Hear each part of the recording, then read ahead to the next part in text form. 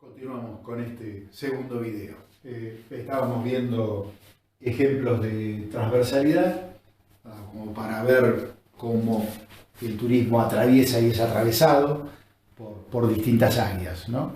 Argentina invitó a Chile a demarcar el límite de los hielos continentales. Ustedes saben que la parte donde es más conocido es el glaciar Perito Moreno, pero en toda esa parte que hay más de 170 glaciares, el Uppsala, el Spegacini, el Onelli, digamos, el Perito Moreno y un montón de otros glaciares. Es toda una parte donde no está demarcado, y se llaman los hielos continentales, no está demarcado el límite y no está muy claro por dónde, digamos, dónde empieza Argentina y dónde empieza Chile. Son algunas de las áreas todavía que están en conflictos, pero uno podría decir políticas respecto de soberanía, políticas internacional y cómo la actividad turística atraviesa, de hecho, en la zona, el pueblo del Chaltén, relativamente cerca respecto a distancias patagónicas del Calafate, son más de 200 kilómetros, que está uno de otro. El Chaltén se crea en el año 85, lo que se crea durante el gobierno de Alfonsín, y es creado justamente muy cerquita del lago del Desierto, porque el lago del Desierto había sido tomado un tiempito atrás por Chile, y hubo de hecho algún tipo de enfrentamiento hasta personal, digamos, en ese momento. Entonces el Chaltén se funda en un lugar donde no existía nada, se funda en función turística, pero sobre todo con un objetivo de soberanía, ¿no? También esto por ahí lo vamos a marcar dentro de lo que es la parte de evolución de políticas turísticas. El calentamiento global extinguirá la Estatua de la Libertad de Venecia y un montón de cosas más podría uno llegar a poner acá, pero como políticas medioambientales a nivel internacional influyen o van a influir o pueden influir sobre la actividad turística directamente. Políticas sanitarias, bueno, fiebre amarilla quedó casi como algo insignificante respecto al despelote actual, ¿no? Fiebre amarilla, en los centros privados no hay vacunas para las vacaciones de invierno, o sea, como el problema sanitario afectaba en ese momento algo que ahora parece insignificante, como un problema meteorológico genera cambios en la actividad turística y lo genera de hecho muy rápido. Sepa cuánto deben pagarle si trabaja, este es un diario peruano, el feriado del 30 de agosto, que no sé por qué será feriado en Perú, qué servicios públicos, pero políticas laborales, digamos, en relación a la actividad turística, qué servicios públicos, turística o recreativa, ¿no? Qué servicios públicos se mantendrán en funcionamiento durante el fin de semana largo. Lo mismo, políticas laborales, políticas recreativas, políticas de transporte, influenciándose mutuamente. Europa busca reforzar su policía de fronteras para el 2020, ¿no? Políticas migratorias y la relación de la política migratoria para con el turismo, o sea, respecto de las migraciones de las personas, dentro de los cuales en ese tráfico de personas hay un fuerte impacto de la actividad turística. De alguna manera el lugar que va ocupando el turismo a nivel internacional, reflejado en el artículo de página 12. Airbnb ya no permite realizar reservas en pesos. Esto podría ser de ayer a la mañana, pero no, es viejo. Gran impulso, pero digamos, como una política monetaria o una política fiscal directamente produce impactos en tomas de decisiones de una empresa específica determinada o de varias empresas específicas determinadas, ¿no? Gran impulso para la industria de cruceros respecto al puerto de Buenos Aires, que fue creciendo. Bueno, ahora este verano no sé si va a llegar a venir alguno o no por el problema actual, pero fue creciendo el puerto de Buenos Aires no solo el puerto de Buenos Aires, y el puerto de Ushuaia crecieron en función de arribos de cruceros de una manera exponencial. La UNESCO, que ya habíamos visto en la clase inicial, digamos, algunas cosas como certificaciones, digamos, pero cómo influyen, digamos, las políticas de la UNESCO respecto de la conformación de determinados atractivos o el poner en valor determinados atractivos, políticas, digamos, respecto de espacios recreativos, políticas de tratamiento de mascotas, políticas culturales, un museo al aire libre. Esta foto es de la Suiza italiana, digamos, relativamente cerca de la frontera con Italia. Esto es en Rapallo, en Italia, que tiene que ver con digamos, políticas culturales en relación a la actividad turística. Acá, digamos, el tema de los caminos, caminos del vino, de la zona cercana a Florencia, de la Toscana, donde salía la zona italiana, pero que esto lo vemos reflejado en Mendoza, lo vemos reflejado en Cafayate, lo vemos reflejado en San Juan y lo vemos reflejado en California. Lo hemos reflejado en un montón de lugares, como a partir de una alternativa productiva como es la industria vitivinícola, y apoyado por obras de infraestructura que terminan siendo los caminos, se generan alternativas y recorridos relacionados directamente con el vino, digamos, ¿no? El tema de recolección, digamos, esto es en Kotor, en Montenegro, y la foto de arriba también es de una playa en Montenegro, y en Montenegro, para mi gran sorpresa, me encontré con que las playas son, no todas, pero la enorme mayoría son directamente privadas. Es como si yo, para ir a la playa Bristol, tengo que pagar, no para alquilar una carpa, tengo que pagar para pisar la arena, ¿no? Para bajar a la playa, directamente se privatizaron una enorme cantidad de playas, y esto que tiene que ver con temas de recolección de residuos y demás.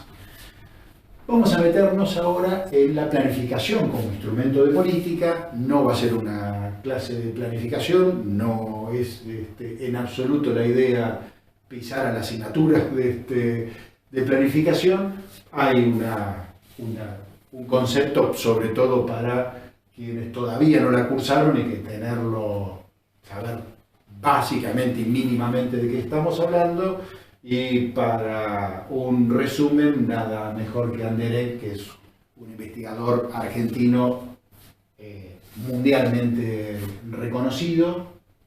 Y uno podría hacer que planificar es organizar las acciones en función de determinados objetivos a través del uso eficiente de medios. Y ahí lo vamos a dejar, le queda a Daniel la materia completa por plantear. Pero sí nos vamos a estar metiendo en las dimensiones políticas que la planificación tiene. Vamos a ir a estos conceptos de estos autores porque nos sirven desde distintos planteos. Fernández Buell, que es un español que está muy vinculado con lo que es la planificación de Barcelona. Carlos Matus, que es un investigador chileno ya fallecido, relacionado a lo que es la parte de planificación social. De vuelta a Fernández Buell, y sobre todo vamos a estar pensando acá en Anderek. Pero por un lado, Fernández Buell nos presta más atención al proceso que al producto, un plan estratégico está hablando específicamente. Nos habla después Matus, que es un proceso continuo, ¿sí? en la segunda definición.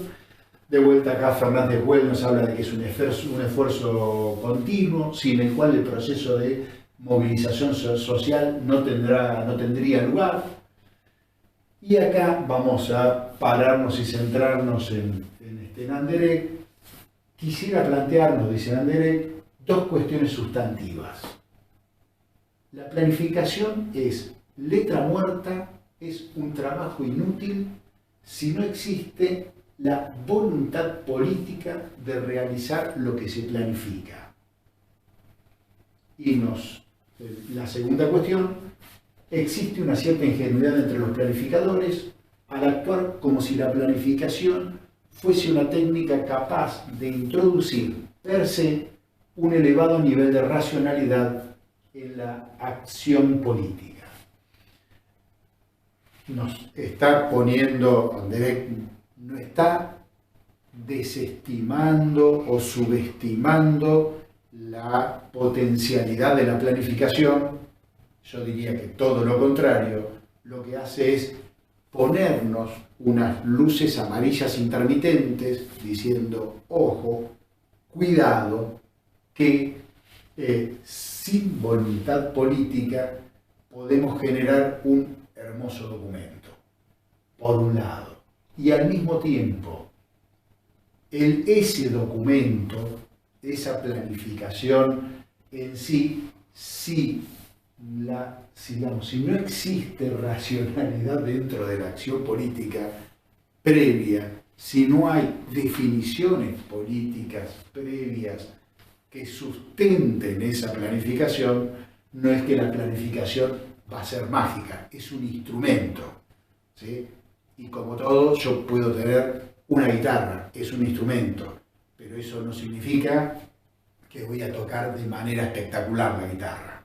Tengo el instrumento, tengo que ver qué es lo que hago con ese instrumento, qué hago con ese martillo, ese serrucho, ¿no? O sea, y con esa planificación, cuáles son las definiciones políticas que esa planificación tenga, son las que van a definir los alcances que esa planificación pueda tener de hecho. Entonces, proceso continuo, voluntad política. Este es un proceso de planificación, hay muchísimos. Este es uno que plantea Fernández Güell, y básicamente lo que vamos a hacer, no vamos a estar viendo este proceso, sino que nos vamos a parar sobre todo en arranque del plan, ¿sí? ¿Por qué? Porque las definiciones políticas ahí es donde sobre todo más se dan, en la parte previa. De hecho, Fernández Güell y Gómez Orea, que es otro autor que por ahí vamos a tener alguna femina incluida, son los que por ahí hablan de una fase previa. No son muchos los autores o no son muchos los procesos que hablan de una fase previa. La mayoría de los procesos de planificación ya directamente arrancan con el tema de diagnóstico, digamos, ¿no? Pero tenemos, digamos, que en un proceso de planificación o en una planificación tenemos que es un proceso continuo, nos planteaban los distintos autores, nos señalaban Anderegg que es necesaria la voluntad política o no llegamos a ningún lado, y la planificación como instrumento de política, creemos nosotros que cuando vamos a planificar o cuando vamos a utilizar un instrumento de política, subyace una pregunta que es una pregunta de definición política, que es justamente previa. Es casi lo mismo si estuviéramos hablando de una ley o cuando hablamos de presupuesto, pero vamos a plantearlo en función de planificación. Y acá va una anécdota respecto de este tema, de la pregunta de definición política. Cuando me recibí, algo que me pasó a mí, digamos, ¿no? Cuando me recibí, en el año 89, me fui de viaje, agarré mi mochila, me fui a recorrer Sudamérica, ¿no? Subí por Brasil, llegué a, subí por medio, por la parte de Amazonia, crucé Mato Grosso, Amazonia, entré a Venezuela por el sur, llegué a un río muy importante, que lo deben ubicar, que es el Orinoco, es uno de los tres grandes ríos de Sudamérica, junto con la cuenca del Plata, digamos, el Paraná, Uruguay, Amazonia y el Orinoco. Y a orillas del Orinoco hay una ciudad que se llama Ciudad Bolívar, y en Ciudad Bolívar me encuentro con un graffiti.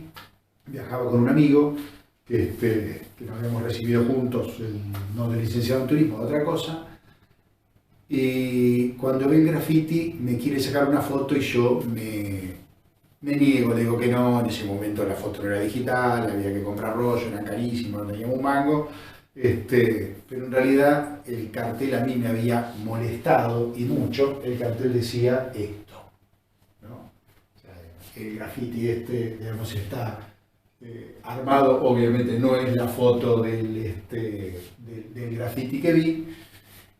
Y nada, pasó en ese momento, no me saqué la foto medio de renegado y diciendo cualquier estupidez en el momento, y la pregunta esta del graffiti se me clavó un puñal que me duró un cierto tiempo, porque seguía el viaje, yo seguía disfrutando del viaje, pero o sea, la pregunta volvía una y otra vez a mi cabeza. Yo estaba recién egresado, era un licenciado en turismo flamante, y la pregunta de alguna manera me estaba interpelando, y la pregunta me estaba diciendo: ¿para qué estudiaste turismo?